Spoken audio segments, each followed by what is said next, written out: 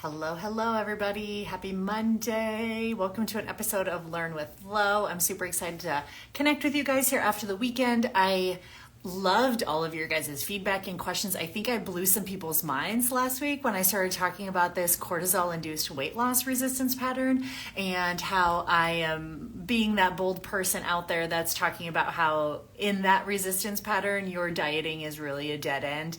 And I think I kind of popped some heads off with that. And that's my intention. I love that. So in a good way, right? Kind of getting us thinking about how we might have been, kind of duped by diet culture and different methods and really understanding like what tools are going to work best for each individual person at each season of their life are likely going to be different. So the fact that not all of us fit into this like eat less, move more box all the time. And as much as we try to just like shove ourselves into that box, and I'm like, guys, it's not working. And that's okay that it's not working because there's a whole different metabolic phenotype happening here, a whole different hormonal pattern that we really need to come to the table and start to discuss and start to respect if we really want to see success. So because of all of the like head spinning and questions and conversations that kind of came from that, I really wanted to spend today to kind of wrap up that conversation around some specific strategies so that we can start to really think about high level. I want you guys to be a more educated and a more empowered advocate for your own health so that you can start to recognize out there as you're seeing stuff, whether it's out on social media or working and seeing different practitioners and how they practice. I really wanted to take a moment to talk about what the differences are between Band-Aid solutions that people think they're like, oh, but I'm working on my cortisol. I'm like, but are you? Are you really working on your cortisol? So really differentiating between what I consider like a Band-Aid solution to this cortisol dysfunction or a cover-up strategy to some of this cortisol-induced weight loss resistance pattern, or someone that's really, really working on like the root cause of some of these patterns, right? So that's really what I want to dive into today so you guys can actually walk away with like some strategies after that conversation. Obviously, we got the opportunity to talk about like what doesn't work with a cortisol-induced weight loss resistance pattern, and that is continuing to diet ourselves to death.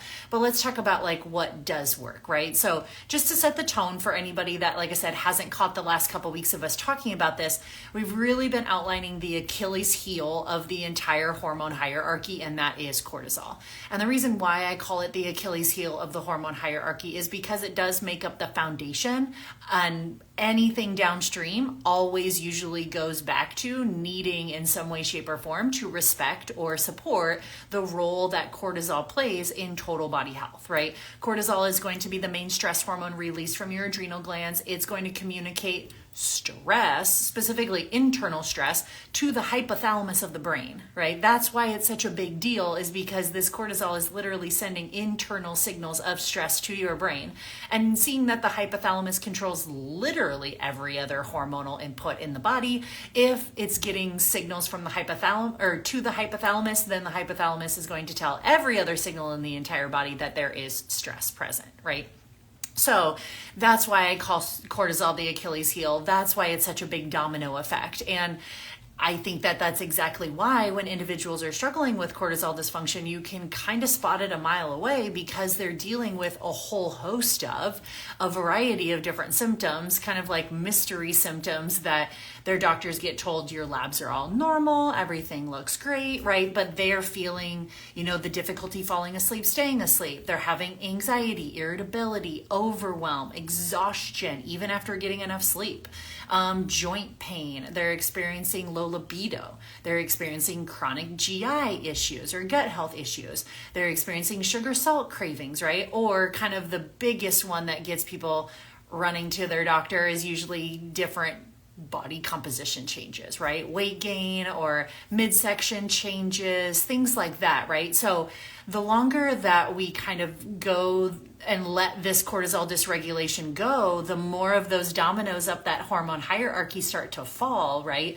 So those early signs and symptoms then turn into kind of bigger signs and symptoms. So the longer you let it go, the more we start to see other hormone symptoms impacted, like thyroid hormones, sex hormones, gut health, detoxification, right? So that's really kind of setting the tone of what we've been talking about the last couple weeks. And now we can kind of come into the scene and really start to look at, okay, so all of this great education that's out there, I love seeing more and more social media posts, other health professionals kind of like bringing this to the forefront. That is absolutely so needed. But I will say, little asterisks, after over a decade of working with hundreds of different individuals, I can tell you that the treatment approaches to cortisol dysfunction, we kind of have it all wrong. Right? And that's where I really want to kind of dive into and talk about the differences between what I would consider like a Band-Aid solution versus like a root cause solution, because I think that this is guilty in all forms of medicine. This is not just like, I don't think there's a one right or wrong way to practice medicine, right? I think it's very person to person dependent, but I always like to zoom out and say, hey, this is kind of what I'm seeing. This is a trend that I'm seeing across all different forms, because we probably all have our work cut out for us to continue to kind of learn how to serve our patients best, right? So what I mean when I say we're kind of getting this cortisol dysfunction picture all wrong, I mean that really in every part of medicine, we are getting a little bit more of like a cover-up strategy, even if we're getting duped into thinking like, oh, this is the root cause, I'm like working on my cortisol, right? It's like usually a little bit bigger or deeper than that. So let's roll through some examples, right? So I would say let's just start with some of the obvious ones, right? Conventional medicine tends to use some of these signs and symptoms of cortisol dysfunction, and they'll kind of come at it a little bit dismissive, maybe a little bit from a gaslighting perspective, and they recognize that stress is part of the situation, right? In conventional medicine, that is very well known, which is great, but they don't really know what to do from there. It's kind of like, lower your stress, or you really need to calm down, or it's all in your head, right? And it's like, I know you're trying to be helpful. I know you're trying to help me understand that stress is a major role of this, but you're not helping, right? None of those statements are helpful. They kind of like point out the obvious, but they don't really help us with a navigational strategy, right? Or they'll kind of come in and say, oh, it's just a normal part of aging, a normal part of parenthood, a normal part of hormones changing, right? Just kind of like put up with it kind of thing. And those I think are like super unhelpful statements and really discouraging, especially when someone's like obviously not feeling they're great and you're telling them all of their labs look normal, and almost like telling them that they have to just keep putting up with these types of things until it gets bad enough that your labs look really awful. Right? It's like, then I can treat you. Then I have a whole toolbox of different pharmaceuticals that I can pull out when you're type 2 diabetic in the future. It's like, no, I want to do something proactive and preventative now, because I'm noticing my body speaking to me through these symptoms. Like, what are your suggestions? So conventional medicine usually kind of comes in with some unhelpful statements in that regard. They also have in their toolbox the ability to use prescription medications, right? Again, I'm not anti-pharma. Anybody that talks to me knows I am not anti-pharma. I am pro whatever tools help that person feel best. I just always want people to know and not get duped into thinking like, oh, okay, so you got put on that prescription. What was the ultimate conversation? How long are you supposed to be using that? What's the exit strategy to be coming off of that? What are the things that you're supposed to be working on behind the scenes or in conjunction with that medication, right? So a lot of times we use like and see in conventional medicine when it comes to cortisol dysfunction patterns or like weight loss resistance patterns, we start to see like these really important symptoms getting covered up, right? So we're seeing people using sleep sedatives. We're seeing individuals using anti-anxiety medications and antidepressants. We're seeing people kind of force the weight loss issue by using weight loss drugs and appetite suppressants, right? It's like none of those are bad tools, but we also have to recognize that none of those solve the issue at hand, which is, how are we answering to this adapted metabolism right? Because that's what we talked about last week with this cortisol-induced weight loss resistance. We have had an adapted metabolism to threat and survival. There is an underlying mode of fear in the body, right? Kind of going back to that Louise Hay's You Can Heal Your Life book. Like there's a fear emotion trapped with a weight loss resistance picture. So it's like, oh, that makes sense. But like forcing the issue and just like forcing myself in this adapted metabolism to somehow eat less than less in order to induce weight loss, like that's not an exit strategy off of that drug. It's like, no, it's not. Like you come off of that and you're still going to have the same adapted metabolism. Now you just have the normal appetite of an individual. So the chances of you regaining that with interest are relatively high, right? So we do see this in conventional medicine: unhelpful statements, dismissive statements, sleep sedatives, antidepressants, anti-anxiety medications, weight loss drugs. It's like, you still have the cortisol dysfunction, right? It didn't go away. So that's where it's like, what's the complete strategy here? I also see, though, a lot of these Band-Aid solutions in a functional medicine standpoint too. So I don't want to think that like holistic or conventional or holistic or functional medicine is really any better, because trust me, it's almost worse sometimes in that field, because they will leave you with like a laundry list of supplements, like hundreds of dollars worth of supplements a month, right? As a natural guise of helping you manage your cortisol, right? Am I saying that there's not strategic supplements that we can use to help support a high cortisol or a low cortisol kind of dysfunction pattern? Hell no, I use them all the time. I think they're freaking fantastic. But the conversation is always, how long are we using it? Why are we using it? And what is our exit strategy? What do we need to have put in place in order to come off of this supplement, right?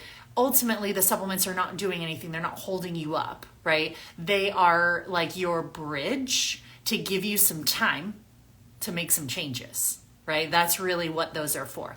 I think even under this holistic and functional medicine, guys, too, you're going to get your like hormone replacement therapy clinics of the world. Like they're out there and they are claiming to be, oh, I'm practicing functional medicine. I was like, to me though, like functional medicine isn't just putting someone on some testosterone only for them to develop acne, and now you put them on spirolactone, and now all of a sudden you put them on thyroid meds. It's like they came to you with like actual issues of energy and exhaustion and GI issues, and like you just covered it up like with some testosterone and created 4 other problems that they didn't have when you walked in. It's like, what are we doing, right? It's like, can we use some of those things as a bridge, as a supplemental strategy to like, what's the big underlying reason? What's the big why here of like, we'll dribble and dabble some of these things in, whether that's supplements or medications or hormone replacement. Like, I'm not saying that those things are bad. I'm speaking from the mountaintops of people that are getting duped by those with a promise and a prayer, over promising, and a prayer that those are the only things that that individual needs to do to somehow correct their cortisol deficiency picture. And that's just not true, right? Or even the other mode where I see this happening quite a bit too is even among your like good, well-intentioned like health coaches out there that, you know, see women with these cortisol dysfunction patterns and they pull them off all exercise. It's like, you're not going to exercise. You're going to start drinking all these adrenal mocktail supplements and eating sourdough bread, and we're going to revive your metabolism with this pro-metabolic eating. It's like, it's out there, guys, right? And so because of that, I am seeing like so many individuals that have gone through the ringer of all of these different Band-Aid solutions, and no one has talked to them about the fact of like, none of these medications, none of these supplements, none of these diets are fixing the cortisol dysfunction at its base, right? That's what I'm going after. So just recognizing, I want you guys to start to recognize where like all forms of medicine sometimes have some of these Band-Aid solutions when it comes to cortisol dysfunction, cortisol-induced weight loss resistance. It's like your sleep sedatives, your antidepressants, your weight loss medications, your laundry list of adaptogen herbs and hormone replacement and pro-metabolic eating and elimination diets. I'm like, Every single one of those that I just named off is a Band-Aid solution.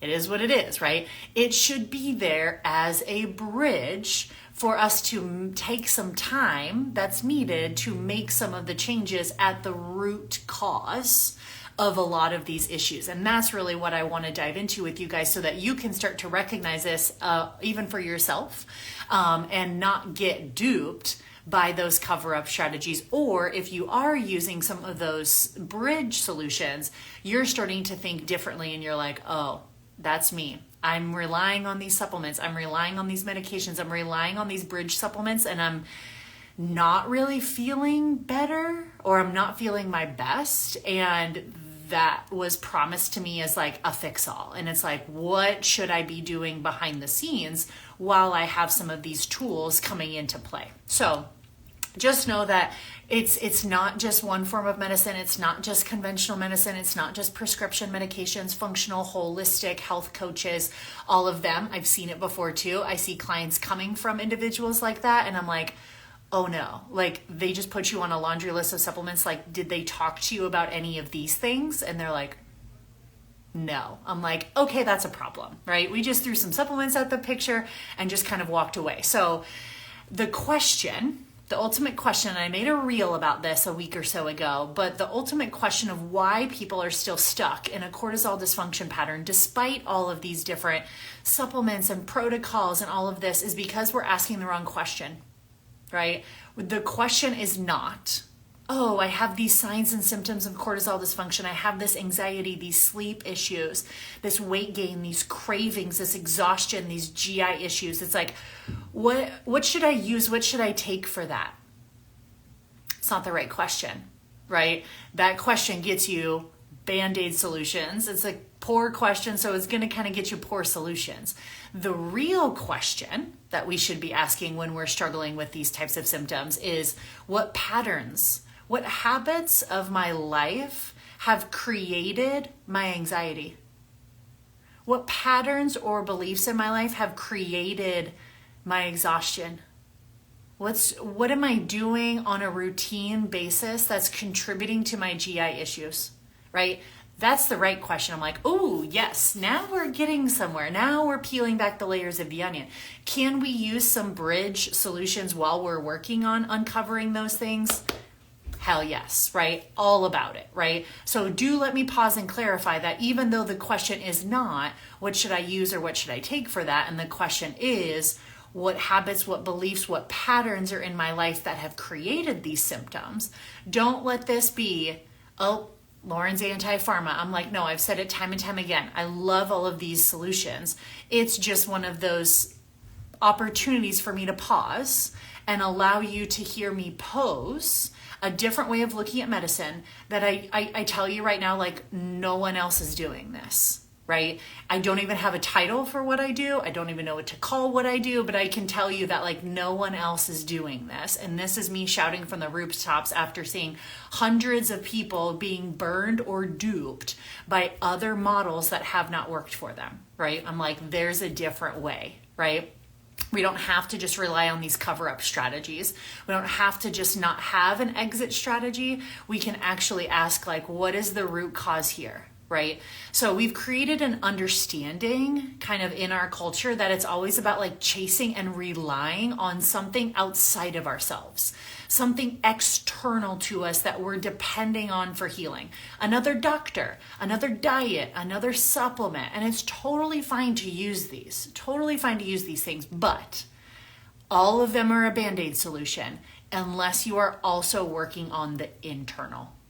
Right? This has got to be a complete picture. If you are constantly just seeking and grabbing someone or something outside of you, you're just chasing Band-Aid solutions, and probably 10 years from now, you're probably going to be in the exact same spot, right? Because no one has helped you kind of peel back the layers of that onion to do the internal work. So when I think about the difference between like a Band-Aid solution and a root cause solution, it's me kind of saying in some of these statements and asking some of the questions of like, well, yeah, absolutely, we can use these supplements. There's some great adaptogens out there on the market for individuals that are like truly struggling with high cortisol, like your ashwagandha, your phosphatidylserine, your valerian root, your passion flower, your L-theanine, like your holy basil. Like there's some really powerful supplement blends out there that can help us lower cortisol. And we can use these adaptogens as a bridge, but they're going to eventually stop working. Right? It's like, that's how plant medicine works, is it buys you some time to kind of like dig and ask the real question. But like, these aren't meant to be like the only crutch that you lean on, right? It's like, okay, let's bring these adaptogens in as a bridge. I think it's going to immensely help you. But we also have to ask the question of like, are you eating in a way that supports blood sugar balance? Are you eating enough throughout the day? Are you fueling yourself at regular intervals to tell your body that things are safe and that things are calm and that the outside world is not a threat to your survival? Or are we fueling ourselves on like survival snacks all day? Or are we following these like absurd elimination diets that have created these like overt nutrient deficiencies because we feel like we have to be keto, paleo, and do intermittent fasting, and now we're just devoid of fat soluble vitamins and fiber? Right? It's like, oh, so those are like the bigger, I'm like, those are the bigger questions. Those are the things that are going to have to be answered. And we're going to have to face our relationship with food. Do we have a shitty relationship with food where everything is, the food is the enemy, and food is about restriction, and food is about control, and food is about comfort?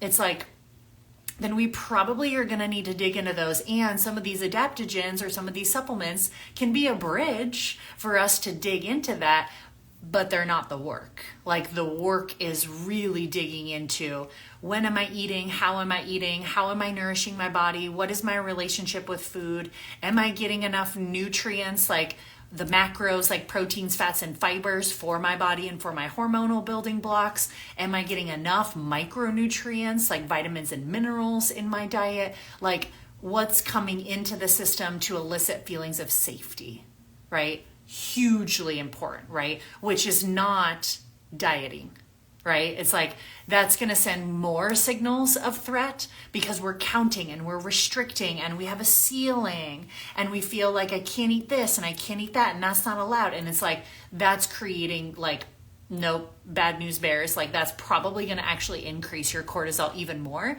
even though you're trying to follow some like healthful diet for yourself, right? So we can use adaptogens as a bridge, but we have to answer those bigger questions like, are we eating in a way that supports blood sugar balance? What is our relationship with food? Are we getting enough nutrient density within our diet? Micronutrients and macronutrients as well too. Same thing. It's like, we can use some bridge solutions like,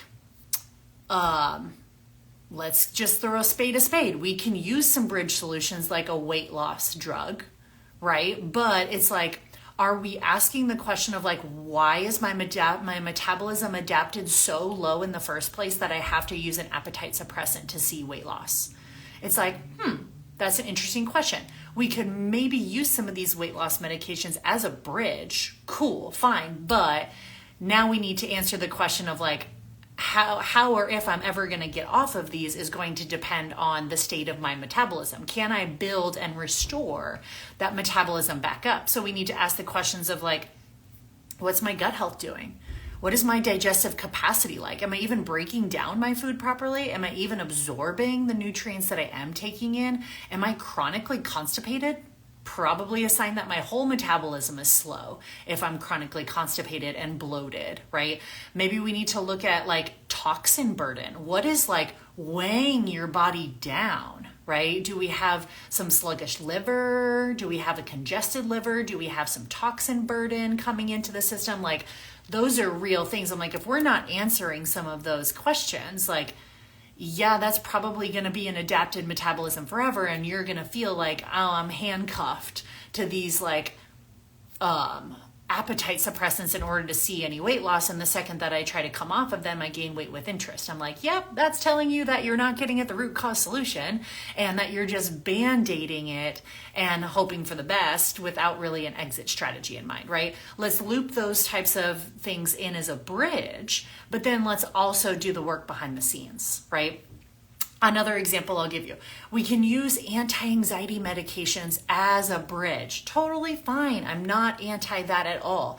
But I also know that anxiety is a very key symptom that the body's trying to communicate with us. So if we just come in and try to numb it and shut it down, it's like, what are we really doing? We're not getting that signal through. So the body's going to signal to us in other areas, right? It's like, oh, well, you just shut down my anxiety. So here, I'm going to start to give you migraines. Here, I'm going to start to give you gut issues. Here, I'm going to start to give you joint pain because I will make sure you listen. So if you shut my symptom down in one way, I'm going to find a way to communicate with you in another way. So we can use some of these anti-anxiety medications as a bridge, but it's like, I ask the questions like, are there any relationships that we need to be setting some boundaries around? Are there any commitments on our plate that aren't giving you like reciprocity? Are you just giving in that yes people pleaser? And like, this is actually your body trying to communicate with you that there needs to be like learning some boundaries in your life, or saying no, or taking some commitments off your plate that aren't filling your bucket. Right? It's like, these are the root cause conversations that we're having, right? So it's like using these things as a bridge, but we need to think about like, are we promoting muscle with resistance training? Are we supporting sleep and circadian rhythm? Are we getting deep sleep cycles? Because that's where our hormones are produced, right? So it's like, we can use hormone replacement therapy as a bridge, but we also then have to look at like, all of the underlying factors that support hormonal production, right? Obviously nutrition, but then also like our body secretes testosterone in that deep sleep window.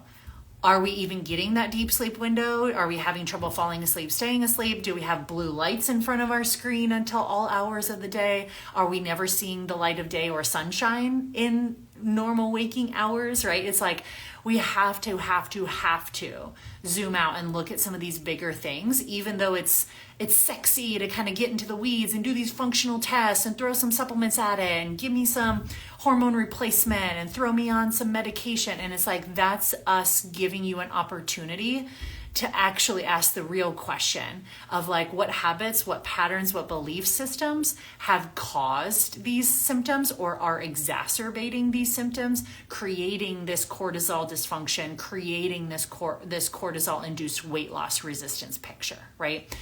That's the work. That's the root cause. And I think that anywhere in medicine really requires kind of an integrative approach of both of those sides. That's why I love them. I love being able to have multiple tools in my toolbox. I love being able to work with other practitioners that are also open-minded about this. And they're like, hey, we've been working on, utilizing and trying to find kind of a really good, like, combination of some anti-anxiety meds for her, but I'm also sending her your way because I know that she needs obviously to really work on nutritional balance. She needs to work on her gut health, and she needs to work on some detoxification pathways and boundary setting, right? It's like, yes, come to me. Like, this is the work that we're going to do to support some of those band-aid or kind of cover up ancillary strategies, right? Because starting any of those things, I'm very passionate about the fact of like, you should have a exit strategy. You should have a bridge for where and how that's going to occur. So my role as a functional nutrition practitioner is to help individuals understand their body as a whole and understand that these symptoms are really just the body speaking to us. And it's how we kind of uncover the root causes of these, not just come in and band-aid the symptom. Oh, you have high cortisol in a Dutch test. Cool. Here's a cortisol reducing supplement. Here's some ashwagandha. Here's some phosphatidylserine. It's like, yeah, but why? Like, why is the cortisol high on the Dutch test? I'm not just giving someone an adaptogen and sending them on their way. Like, that is not in any way, shape, or form making them a better individual. So we can use that as a bridge, but then we're going to loop in like the real root cause work as well too, outlining all of the things that I talked about here. Those are the things that I work on with my patients and with my clients, which is why it requires a lot of digging and ongoing type of work, because you're going to be peeling back the layers of the onion as well. So So if this isn't some form of healthcare that you've ever been exposed to before, I would encourage you to kind of jump into the lowdowns world over here, because that's exactly what I do. And that's the form of healthcare that I provide, is really, really going back to the root causes of a lot of these things. Yes, can we loop in some bridge support? Yes, do we talk supplemental strategies? Yes, can we talk hormone replacement? Yes, we can talk all of those things, but they are a bridge. They are a bridge to help us really work on the root causes of a lot of these cortisol dysfunction pictures, and that is not chronically dieting yourself to death anymore, right? So hopefully hearing those things as a bridge and kind of coming in with some real root cause solutions was helpful for you guys today. I think that that's going to kind of start to spur some conversation. So if you have any questions, drop them here in the comments below. And also, if, like I said, you're interested in getting in on the type of medicine that I'm talking about, the root cause medicine, and not just chasing these external things that are just like cover up and band-aid strategies, head to the link in my bio, click on the link there. There's multiple ways to get involved with me with my online courses. There's also ways to get involved with me with work one-on-one, and you can apply to work with me through my Revive, Restore, Renew You program as well too. So lots of fun opportunities, and hope to see you guys again next Monday.